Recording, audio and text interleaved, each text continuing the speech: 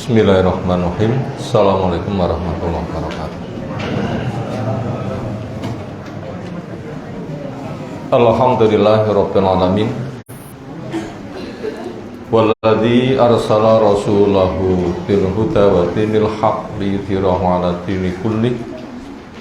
Wa kafaa billahi syahida wa asyhadu an la ilaha illallah wahdahu la syarikalah wa asyhadu anna Muhammadan abduhu wa rasuluh.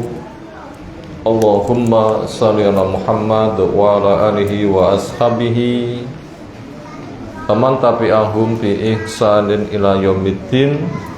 Ya ayyuhan nas ittaqu rabbakum inna zalzalatas saati syai'un 'adzim yauma tarawnaha tadhalu kullu murdi'atin amma arda'at wa tad'u kullu dhati hamlin hamlaha wa taran nasa sukara wa ma hum bisukara walakin 'adzaballahi syadid wa ba'du. Fa inna asdaqal hadisi kitabullah wa khairal hadyi hadi Muhammadin sallallahu alaihi wasallam. Syarrul umuri muhdatsatuha fa inna kulla muhdatsatin bid'ah wa kulla bid'atin dhalalah wa kulla dhalalatin finnar. Ayyuhal ikhwah, azza Allah subhanahu wa ta'ala. Satu kesempatan ketika di Madinah, orang-orang Yahudi berada di depan Nabi sallallahu alaihi wasallam.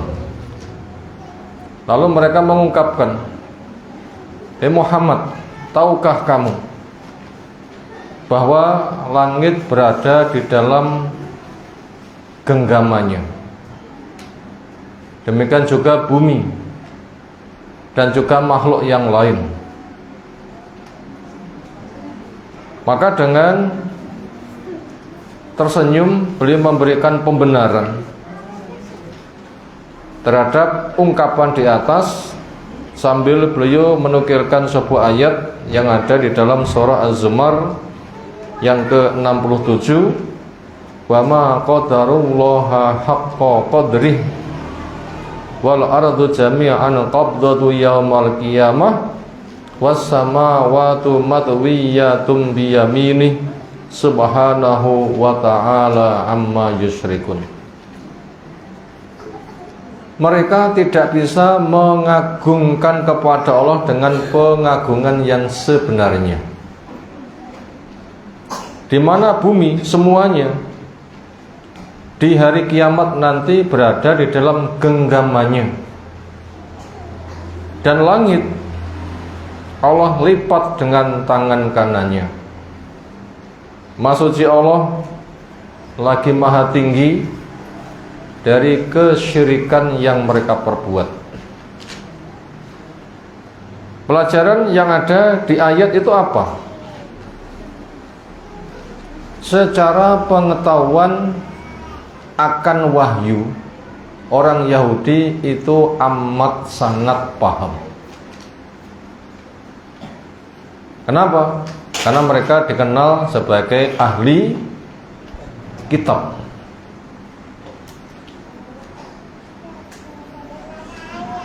Lebih daripada itu, tentang calon nabi yang akan diutus, itu pun juga mereka telah membaca di kitabnya.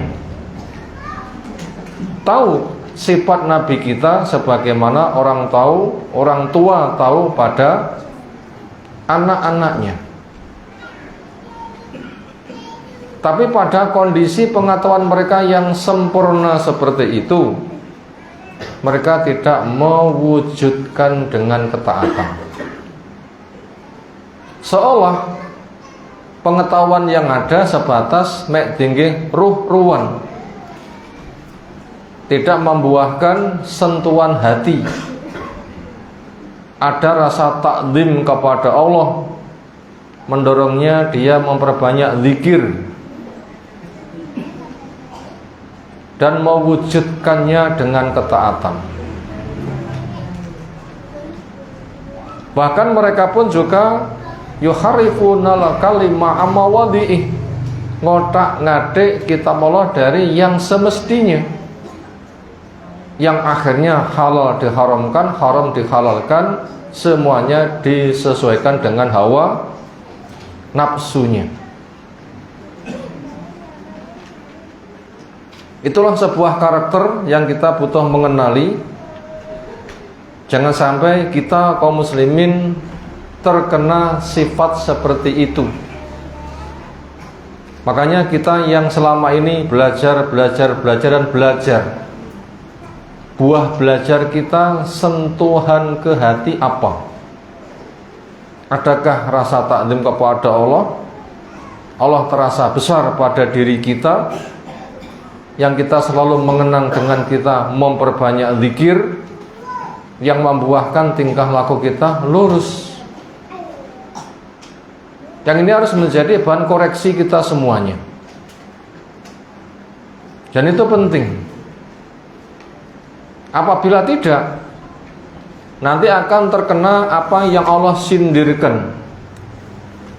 Bahkan Allah jelaskan, sebagaimana ada pada surah Hadid bagian tengah, ya Allah jelaskan, alam yakni lilladzina amanu an tahsya'a qulubuhum li dzikrillah wa ma nazala minal haqq wa la yakunu kalladzina utul kitaba min qablu fatala 'alaihimul amatu faqasat qulubuhum wa katsirum minhum fasikun.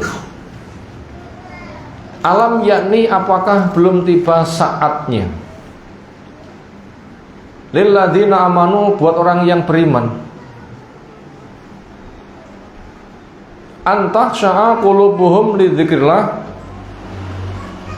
untuk tunduk hatinya yang ia wujudkan berzikir kepada Allah, dan ia wujudkan taat wa ma nazila minal haq, melaksanakan apa yang Allah turunkan dari yang hak.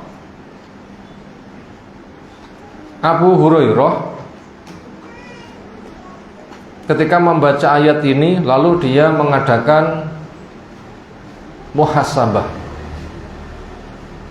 antara keislamannya, dan dia renungkan dengan ayat ini selama 4 tahun. Yang selama itu Abu Hurairah mendapatkan hadis 2 karung secara hafalan. Akhirnya ia simpulkan, qala bala, ya Allah, iya, memang sudah saatnya. Hikmah kita nukilkan ayat di atas sebagai bahan persiapan kita semuanya, yang sebentar lagi kita masuk bulan Ramadan. Semoga Allah panjangkan umur kita, sehatkan kita, berikan kondisi yang aman, teguh di dalam pendirian ilmu ketakwaan, semakin bergelora di dalam menyambut kebaikan, dan semakin taat, sehingga ketika Ramadan tiba, apa yang kita harapkan dan tercapai nanti akan membuahkan sujud syukur kita semuanya. Kenapa hal itu butuh untuk kita sampaikan? Karena kita tidak cukup hanya sebatas dengan pengetahuan, tanpa menyentuh ke hati, membuahkan, memperbanyak zikir dan meningkatkan ketaatan. Maka mumpung Ramadan belum tiba, kesempatan masih terbuka, maka bentuk takdim kita, song-songan kita jadikan bahan koreksi diri kita semuanya. Kira-kira ketika Ramadan tiba, betulkah kita terasa bahagia, semangat beramal, atau kita hanya sebatas merasa tertekan, enggak kepeksa saya tidak puasa, atau karena jadi panitia harus membuat acara, atau teringat dengan lezatnya buka bersama sehingga terngiang itu ada di sana. Ini semua harus menjadi bahan koreksi kita semuanya. Jangan sampai keberadaan Ramadan hanya datang begitu saja tanpa adanya rasa takdim pada diri kita. Maka untuk itu kita harus menyongsongnya dengan sebaik-baiknya, dengan persiapan yang matang, yang ketika betul-betul tiba kita nanti akan semangat untuk melaksanakan. Tema yang kita angkat pada kesempatan kali ini adalah menyongsong Ramadan. Kenapa kita butuh menyambut tema itu, menyusun tema itu, menyongsong Ramadan? Karena besarnya fadilah. Karena besarnya fadilah. Pintu surga dibuka, pintu neraka ditutup, setan-setan dibelenggu. Puasa yang membuahkan ketakwaan akan menghasilkan sebuah kepribadian yang hasilnya terbaik.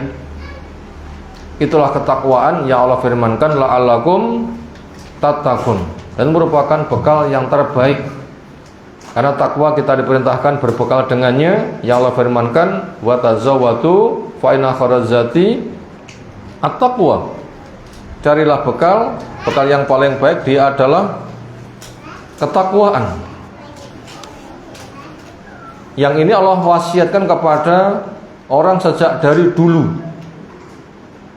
Sebagian Allah menjelaskan, walaqad wasainal ladzina utul kitaba min qablikum wa iyyakum anittaqullah.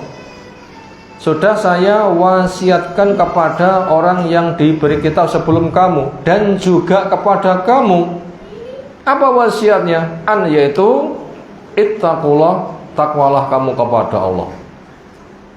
Yaitu ittikhadul wiqayah min suhtilah wa adabi bifil awamir wa sitinabin nawahi wa kulluhum alal ilmi as-sahih.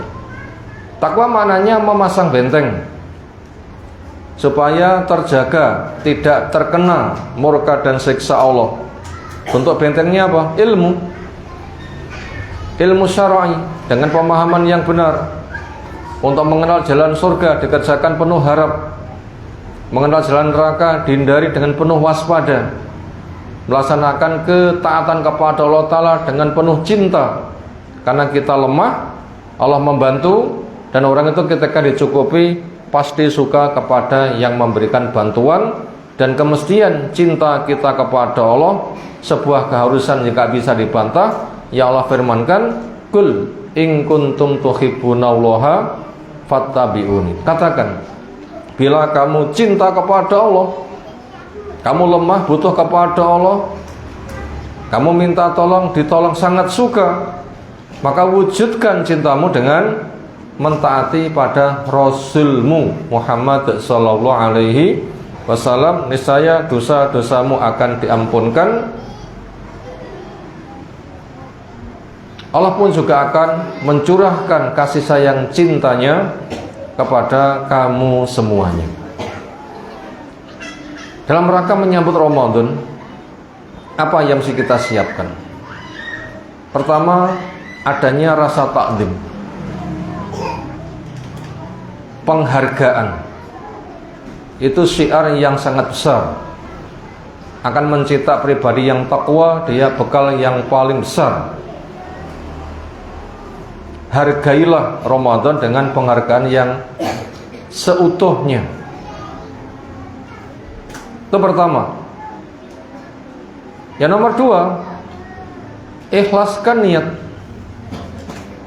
bahwasanya puasa yang kita kerjakan bukan sebatas menggali maslahatnya lapar.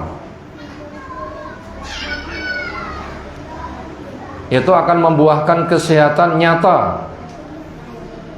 Walaupun hadis yang menceritakan seperti itu belum dijumpai yang sahih, tetapi dampaknya nyata.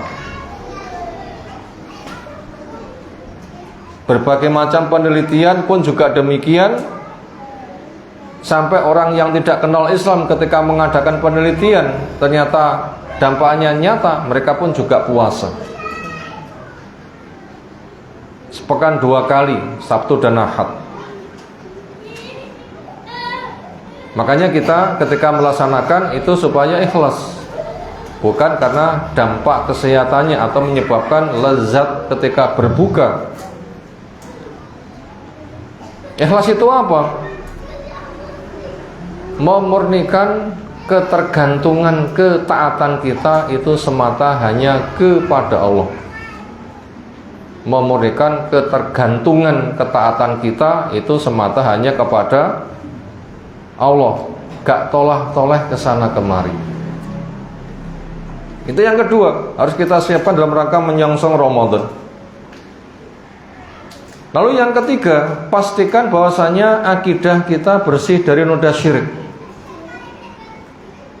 Pastikan bahwasanya akidah kita bersih dari noda kesyirikan. Yang ini banyak terhias di masyarakat. Mendekati Ramadan, kuburan berpotensi semakin ramai.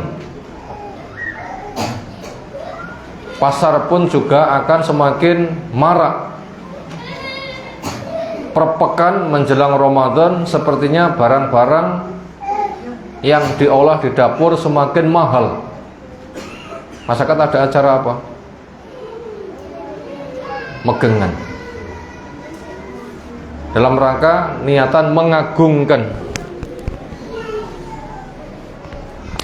Lalu mereka bukan sebatas berdoa, tetapi juga mengerahkan keluarga yang telah meninggal untuk mendoakan. Dengan datang ke kuburan, memberikan kepada yang sudah mati hidangannya atau kalimat thayyibah, pahala dikirimkannya. Yang jelas itu semuanya tidak ada tuntunannya. Orang mati sudah tidak makan, bagaimana akan dikirim makanan? Makanannya akan mendapatkan berkah, bagaimana orang mati bisa memberkahi? Kalimat thayyibah yang dikirimkan pahalanya kita belum tahu. Walaupun kita membaca Quran ada janji, tetapi ketika kita membaca, kita belum tahu apakah kita sah sehingga pahala diberikan. Dan ternyata pemberitahuan pun juga belum. Kalau memang pemberitahuan kamu diberi pahala sekian-sekian itu belum diberitahu, yang mau dikirimkan apanya? Kita membaca Quran satu juz, kalau satu hurufnya 10, satu juz berapa huruf? Dikalikan 10 berapa? Secara berita dalil sahih betul dilipat gandakan. Tetapi apa kita sudah diberitahu? Kalau mas lah mau maca Quran ganjarannya semene, sudah diberitahu belum? Belum. Kalau memang belum, bagaimana kita akan mengirimkan sesuatu yang kita belum tahu? Dari situ saja sudah terjawab. Dan itu merupakan jawaban yang paling kuat. Nah, ketika orang mati disangoni seperti itu, akhirnya mereka dimintai sampaikan doaku kepada Allah. Saya akan berpuasa, semoga punya kemampuan. Karepe bener, ya mungkin ikhlas, tulus yang diminta Allah. Nah, cuma kesalahannya itu berada pada cara. Kenapa orang mati yang sudah tidak bisa ternyata kamu mintai? Ternyata kamu telah kesusupan. Itu adalah cara setan. Disitulah akhirnya terjadi kesyirikan, yaitu mengikuti was-was yang dibisikkan oleh setan, alladzi yuwaswisu fi sudurinas, memberikan bisikan kerjakan ini itu nanti akan sampai dan sebagainya. Dan kenyataannya di masyarakat semakin marak. Maka jauhkan itu semuanya. Jauhkan itu semuanya. Makanya bila kita ke kuburan, ya memang mengingatkan mati supaya zuhud. Memang kunjung ke kuburan itu memang boleh, lalu mendoakan, menyampaikan salam, nggak mengapa. Tapi apabila itu menjadikan tempat penitipan, bahkan Quran dibaca di kuburan, kalimat tahlil dibaca di kuburan, harapannya sebagai hadiah supaya mereka mendoakan, ini yang wajib untuk dikoreksi karena itu semuanya tidak ada di dalam perilaku dari generasi Islam generasi pertama. Lalu yang keempat, apa yang butuh kita siapkan adalah kita menyegarkan ingatan kita tentang seluk-beluk berpuasa. Maka selebar kertas yang ada mungkin akan saya bacakan secara ringkes saja, sehingga nanti apabila ada yang butuh untuk diselami bisa dalam bentuk pertanyaan. Yang pertama, dasar wajibnya puasa itu ada di Sahih Bukhari dan Muslim. Tentang rukun Islam yang 5 diantaranya puasa. Dan juga di Al-Baqarah 183 Allah memanggil ya ayyuhalladzina amanu kutiba alaikumusiyam dan seterusnya. Dan juga itu di Al-Baqarah 185 faman syahida minkum musyarrah falyasumhu, siapa yang menjumpai Ramadan harus berpuasa. Dengan ru'yatul hilal, bukan wujudul hilal. Wujudul hilal kadang tampak kadang tidak, tapi ru'yatul hilal bila tampak itu yang ditetapkan. Nomor 2, fadilahnya akan mendapatkan ampunan, pahalanya diberikan langsung oleh Allah Ta'ala dan akan mendapatkan pintu khusus. Yang itu dengan syarat majutini batil kabair, selagi dosa-dosa besar dijauhi. Apa tanda dosa besar? 1, dijelaskan ancamannya. Yang nomor 2, ada sifat meremehkan. Yang nomor 3, amal soleh harian tidak bisa menghapuskan, akan terhapus lewat tobat atau musibah-musibah. Makanya kita wajib koreksi dosa-dosa besar yang ada itu supaya dibersihkan, termasuk riba, menipu, bohong, termasuk kelas dosa-dosa besar. Lalu nomor 3, anak-anak kita supaya dilatih untuk berpuasa, tapi hindari dengan istilah poso beduk. Kecuali posane wong beduk gak apa-apa. Coba bagi wong beduk itu. Lah iku gak apa, boleh posane wong beduk gak apa-apa. Tapi untuk pelatihan anak-anak kita dari poso beduk dihindari. Saya khawatir nanti ada poso trompet, ada poso lonceng. Nah ini bahaya. Lah beduk kan kelasnya kan trompet, lonceng gitu kan. Hindari kata-kata itu. Pakai kata-kata yang syar'i. Berikutnya, buat musafir yang baik puasa atau tidak puasa, maka dilihat kondisi safarnya. Bila dicoba puasa betul-betul nggak kuat, maka silahkan mokel diganti di hari yang lain. Berikutnya nomor 5, berkaitan orang yang hamil dan menyusui. Sebaiknya poso apa tidak poso itu juga dicoba. Bila kenyataannya tidak kuat, ya sudah, mokel saja. Untuk diganti di hari yang lain. Bila memang ada hari pengganti, diganti. Bila ternyata hari pengganti dicoba tetap nggak kuat, lalu datang Ramadan lagi, maka itu jelas menggunakan fidyah.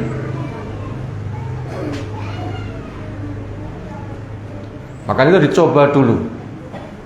Ketika menyusui anaknya kuat, kita ulang kembali. Ketika menyusui anaknya tidak kuat tapi ibunya kuat. Ketika menyusui anaknya gak kuat tapi ibunya kuat. Gara-gara anak tidak kuat, ibunya dipaksa mokel. Ini fidyah atau puasa? Ibunya kuat tapi anaknya sih gak kuat. Dengan tidak kuatnya konsultasi kepada dokter, ibu diharuskan untuk mokel supaya suplai ASI-nya lancar. Terpaksa mokel. Fidyah atau puasa? Jawab, kedua-duanya.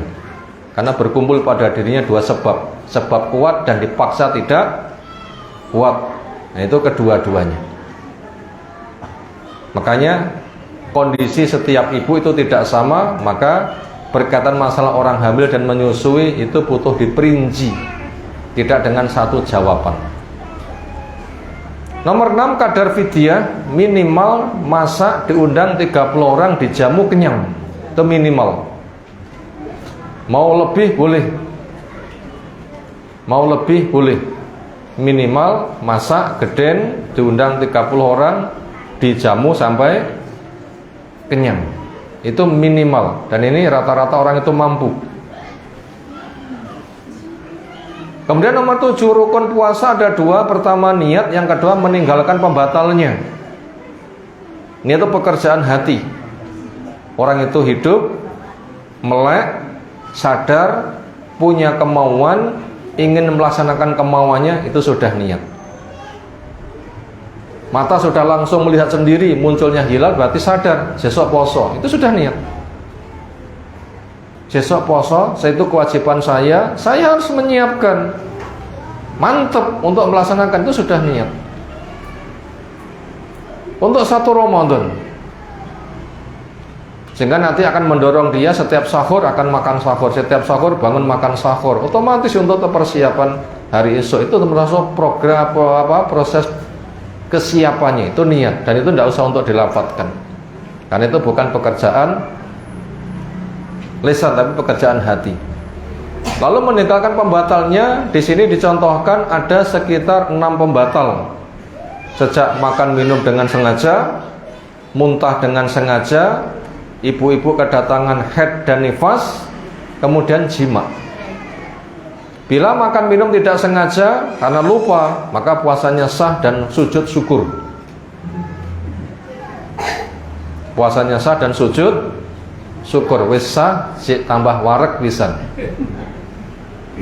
Sujud syukur. Tapi aja bergaya lupa tapi asine kelingan. Dan tidak usah doa semoga saya lupa.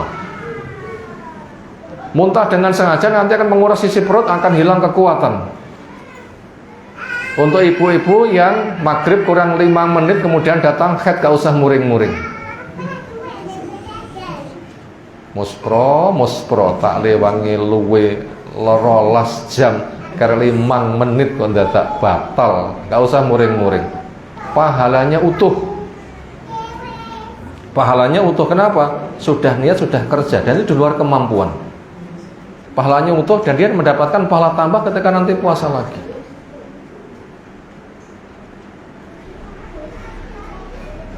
Demikian juga nifas. Kemudian hukuman kepada orang yang berpuasa jima. Orang yang berpuasa di waktu puasa jima, ada berapa hukumannya? 3. 1, tobat istighfar. 2, mengganti puasa yang ia tinggalkan hari itu. Yang nomor 3, puasa 2 bulan berturut-turut. Bila nggak mampu memberikan makan 60 orang miskin. Nah, sesasi orang cukup malah puasa orang sasi gimana? Itu berat itu. Berikutnya poin ke-9, adab-adab puasa, silakan makan sahur. Karena itu berkah. Makanya bila kita makan sahur, itu yang kita konsumsi wajar saja. Yang kita pertimbangkan bukan semini ini kuat, tetapi yang wajar apa yang kita konsumsi. Karena kuatnya kita berpuasa bukan karena pertimbangan kalori. Kuatnya berpuasa bukan pertimbangan kalori, tapi pertimbangan berkah. Kalau pertimbangan kalori, gak kabeh wong itu iso ngukur kalori yang terkandung pada makanan. Iso ngukur? Oh, siapa di antara kita setiap kali mau sahur ukuran semini cukup? Saya yakin tidak pernah.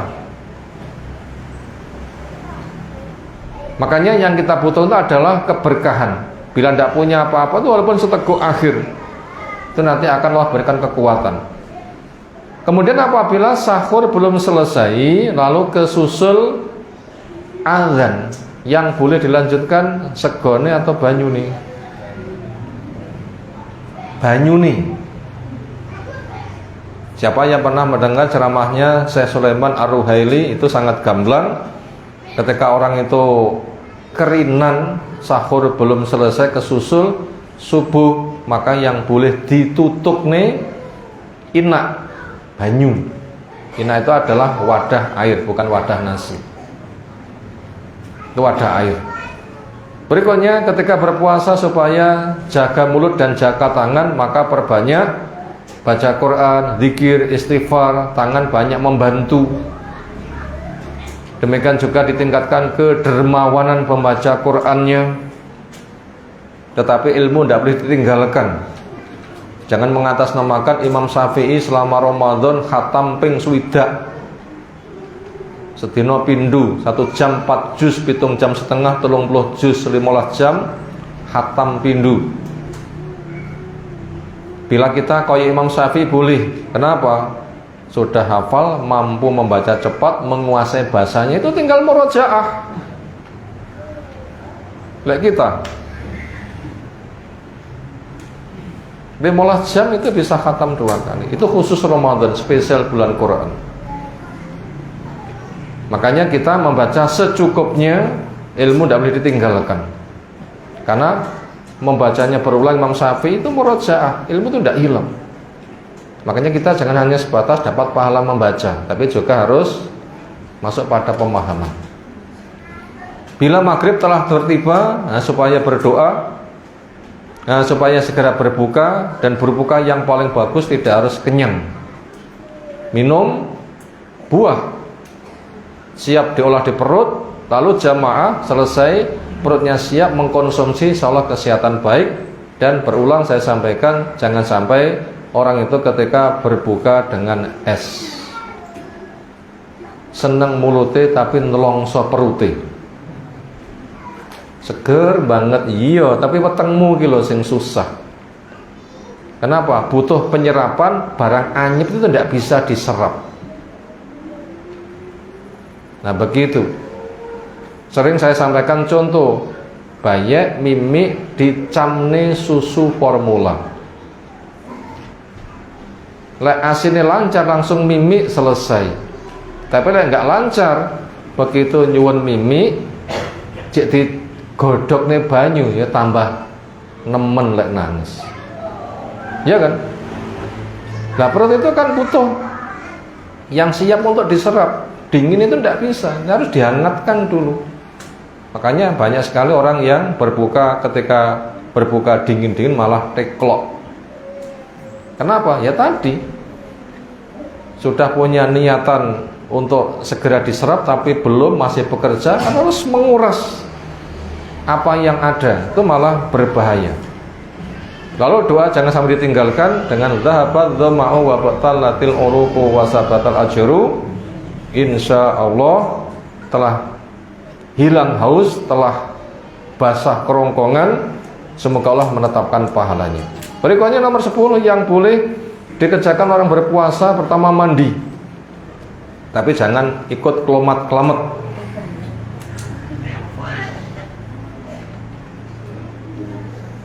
Yang kedua berkumur istinsak boleh, tapi jangan disangatkan. Istinsak itu nyedot banyu ke hidung ketika berwudu, boleh tapi jangan disangatkan. Bekam buat yang kuat monggo. Ciuman pelukan suami istri kuat menahan saat boleh. Tapi lek sahabate kaya bensin disolot geni makbuk ra kena dimpot, wah ini bahaya. Karena orang tempo dulu itu hanya sebatas melihat aurat istri tersingkap wes ra kena dimpot. Nah si model ngono-ngono ki aja cedek-cedek.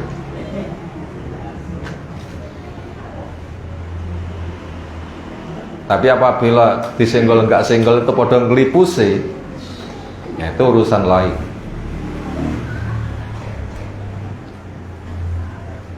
Biasanya ngelipusi untuk bahasa kucing, nek turu ngelipus ngoten lho.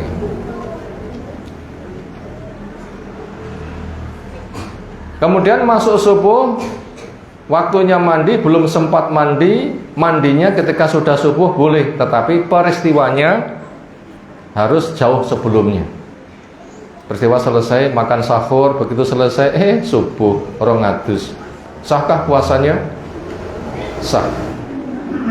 Berikutnya puasa wisol, ini buat yang perlu saja. Di antaranya sudah bergejolak syahwatnya, tetapi mencari pendamping gak dapat-dapat.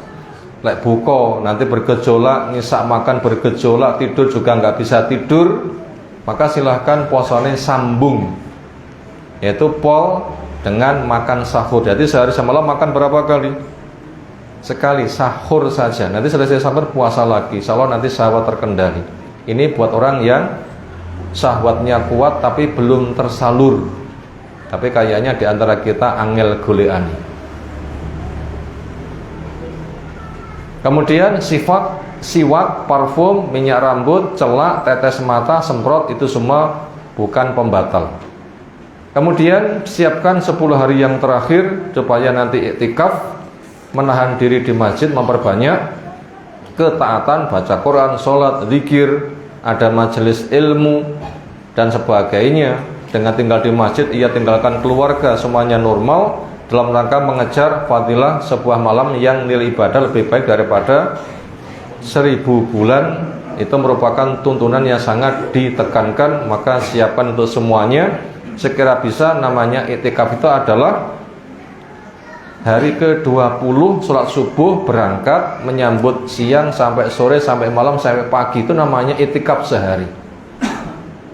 Nanti hari 22 menyambut 23, hari 24 menyambut 25, hari 26 menyambut 27, hari 28 menyambut 29. Laisa 10 dinar, kalau tidak bisa berapa?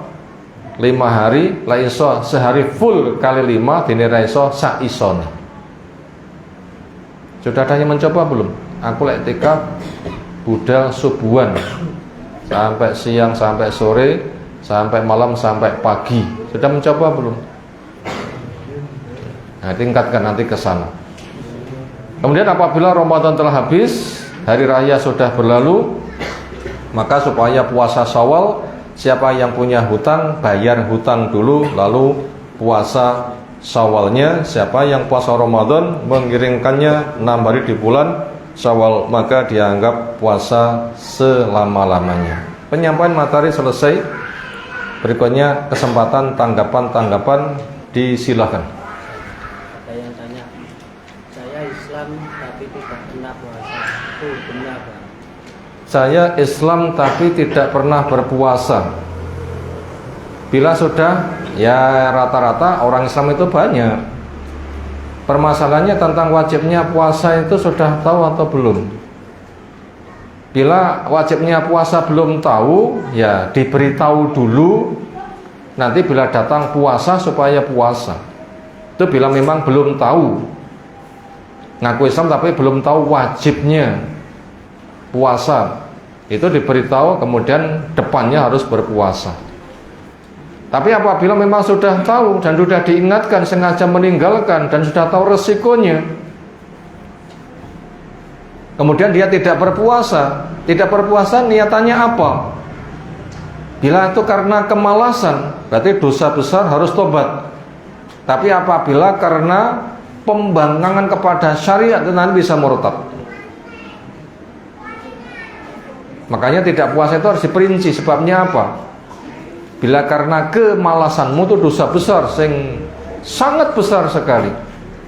Apabila suruh nebus seperti apa tidak tahu, tapi nggak sampai copot. Tetapi apabila ada niatan penyepilian syariat setelah tahu, maka dia akan masuk kategori murtad, sehingga harus diingatkan dan memperbarui keislamannya.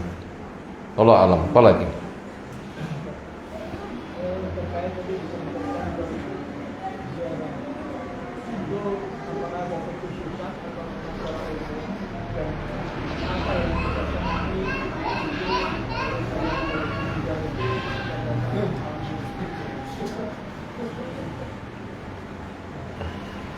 Ziarah kubur itu menjadi tradisi dari masa ke masa dengan kepentingan masing-masing diri. Ketika ada masa jahiliyah, ternyata kuburan itu menjadi simbol kesyirikan. Ketika Islam datang, orang masih awam, sementara tradisi sudah mendarah mendaging. Di kala itu ziarah kubur tidak boleh, supaya tidak terbawa kepada tradisi kesyirikan. Ketika sudah tahu hikmah dan cara ziarah kubur dianjurkan. Apa itu? 1. Mengingatkan mati. 2. Mengingatkan akhirat. 3. Mendorong dia hidup zuhud, sehingga tidak mengejar dunia, buktinya mati nggak dibawa. 4. Menyampaikan salam dan doa. Yang kelima, memang boleh mengunjungi ke area kuburan. Di situ ada 5 hikmah yang diizinkan. Karena Nabi SAW itu pernah mengadu kepada Allah untuk memohonkan ampunan buat orang tuanya. Tidak boleh. maka lil nabi waladina amanu ayastaghfiru lil musyrikin walau kanu dza qurba min ba'di ma tabayyana lahumul huda. Enggak boleh buat nabi, enggak boleh kepada orang yang beriman untuk memohonkan ampunan kepada orang yang sudah mati dalam keadaan kesyirikan. Setelah gamblang petunjuk mereka sengaja membantah.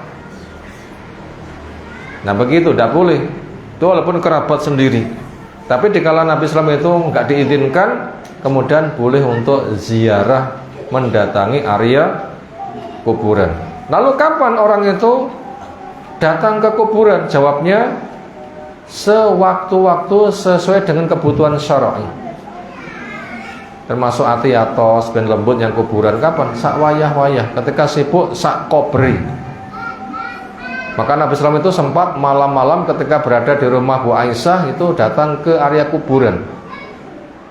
Bu Aisyah mendapatkan bisikan setan, curiga. Malam ini jatah kok tinggal metu ayo nyandi. Dikintil. Oh, bakno nyang kuburan. Lalu pulang bergegas. Sampai di rumah nafas masih tersengal, Nabi Islam itu menyusul. Langsung mengatakan, setanmu muni opo. Berarti kan ngerti kan, keluar ditutne. Wah banyak yang kuburan ketika balik mulih, tapi kan tahu nek sing ngetutne sapa. Lah kan tutup bojoku ya sapa.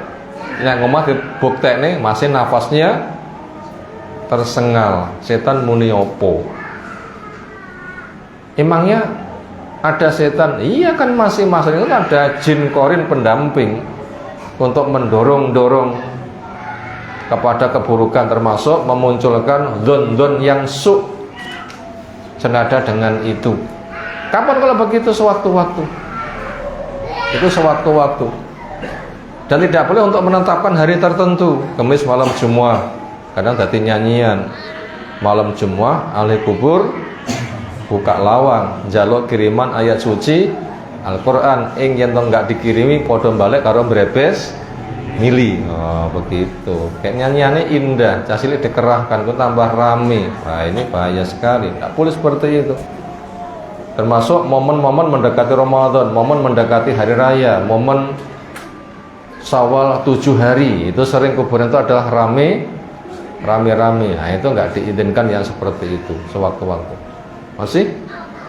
Betul. Terkait dengan ziarah kubur lagi itu kalau kefiah secara realnya itu bagaimana? Apakah kita cukup mendatangi di luar pemakaman saja, ataukah kita datang di rumah misalnya orang tua kita, dan apakah dosa seandainya tiba-tiba kuburan misalnya orang tua kita itu ambrol terus kemudian ditindas, itu kan kesannya kadang kok anaknya keluarganya tidak ada ini, apakah berdosa sebagai seorang anak. Yang pertama. Yang kedua terkait dengan sujud bilal dan ru'yatul bilal, mohon dijelaskan. Berkaitan masalah kuburan ambles, maka harus untuk diuruk dan ditinggikan yang kadar wajar.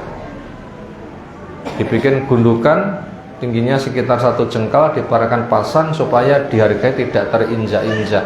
Ambles ambrol memang diantara fungsi secara kubur untuk menjaga biar nggak diinjak-injak, boleh. Seperti itu. Lalu ketika kita ziarah kubur, apakah cukup dibikin kolektif, assalamualaikum semuanya, mukmin muslim, atau umum kemudian satu persatu, semuanya sama-sama boleh. Semuanya sama-sama boleh.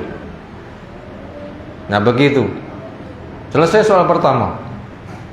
Nomor 2, antara wujudul hilal dan ru'yatul hilal itu ada perbedaannya. Yang ditandaskan di dalam dalil itu adalah wujud ru'yatul hilal.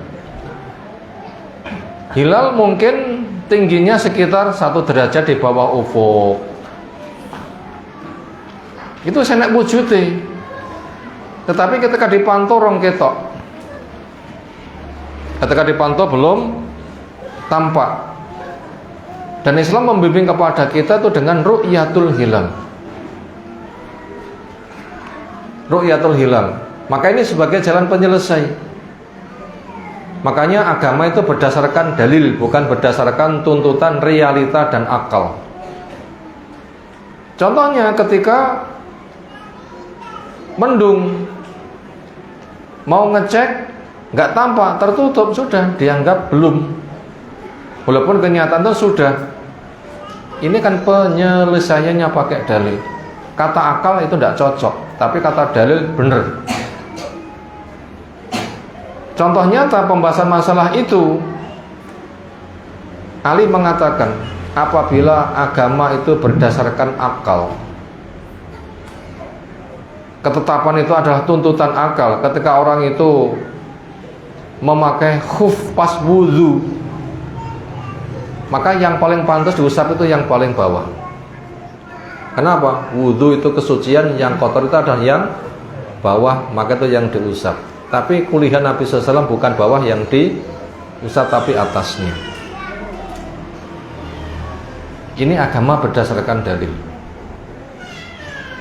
Contoh yang lain, tuntutan akal, wangi setelah wudu, cek basah kuyup, begitu melaku sak jangkah, dut, apa dut ya?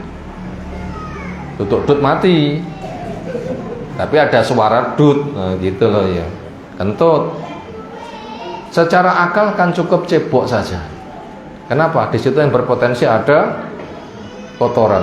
Tapi kenapa yang berpotensi ada kotoran dibiarkan, yang masih basah kuyup kok dibasuh kembali? Ini menunjukkan agama itu pakai dalil, bukan pakai tuntutan akal. Maka senada dengan itu juga masalah penetapan puasa, hari raya dan haji itu menggunakan ru'yatul hilal. Kenapa? Tuntutan dalil, bukan tuntutan akal. Sudah ada di atas ufuk 1 derajat, itu sudah ada wujudnya, bukan itu. Tetapi itu ketika dicek tampak atau tidak tampak. Bila tampak silakan, tapi bila tidak tampak kita dituntut yang tampak itu. Nah begitu kalau alam. Makanya kita apabila ada masalah selesaikan dengan dalil itu sebagai penyelesai, nanti hati lapang. Walau alam. Apalagi? Ampun. Demikian yang kita kaji malam hari ini. Semoga Allah Ta'ala memberikan ilmu bermanfaat kepada kita. Ramadan akan datang, kita bisa melaksanakan lebih baik daripada yang lalu-lalu, sehingga ketakwaan kita semakin baik, semakin dekat kepada kematian, kita semakin bernilai mulia di sisi Allah Subhanahu wa Ta'ala. Subhanakallahumma bihamdika asyhadu an la ilaha illa anta astaghfiruka wa atubu ilaik. Assalamualaikum warahmatullahi wabarakatuh.